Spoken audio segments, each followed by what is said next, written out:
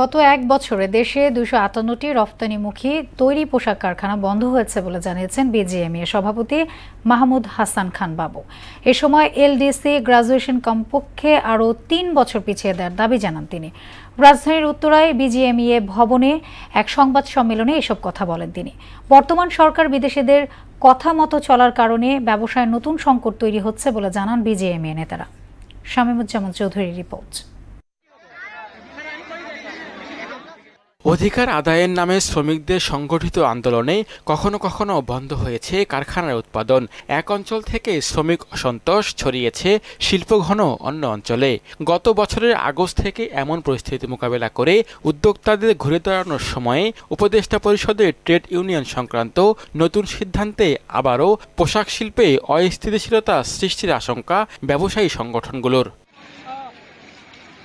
রাজধানী উত্তরায় বিজিএমইএ ভবনে এলডিসি গ্রাজুয়েশন, চট্টগ্রাম বন্দরের মাশুল বাড়ানো সহ বিভিন্ন ইস্যুতেই তৈরি পোশাক শিল্পের বর্তমান অবস্থা তুলে ধরতে সংবাদ সম্মেলনের আয়োজন করে বিজিএমইএ। এতে সভাপতি জানান, গত এক বছরে দেশে ২৫৮টি রপ্তানিমুখী পোশাক কারখানা বন্ধ হয়েছে। বিভিন্ন কারণে আপনি যদি ক্যাটাগরিক্যালি বলেন যে ২৫৮ ফ্যাক্টরির মধ্যে কোনটা কি কারণে বন্ধ হয়েছে, এটা আমরা বলতে পারবো না, এটা আপনাদেরকে পরে জানাতে পারবো। আবার ২৫৮টা ফ্যাক্টরি বন্ধ হয়েছে, আবার নতুন করে ফ্যাক্টরি এসছে।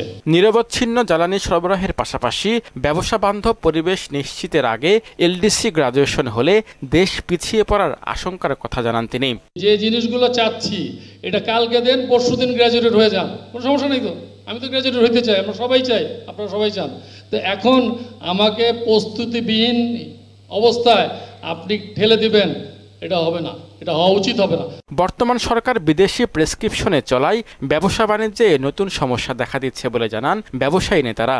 বাইরের একটা প্রেসক্রিপশন চাপিয়ে দেওয়া হচ্ছে এবং এই কনসিকুয়েন্সের বিষয়ে যারা বলছেন এবং যারা এই গভর্নমেন্ট যে আইনগুলা করতে যাচ্ছেন তাদের বাস্তবতার সঙ্গে কোনো সম্পর্ক নাই।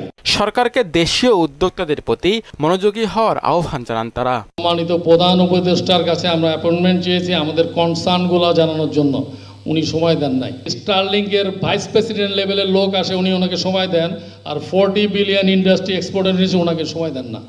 তো এটার দায় ওনাকেই নিতে হবে। শামীমুজ্জামান চৌধুরী, মোহনা সংবাদ, ঢাকা।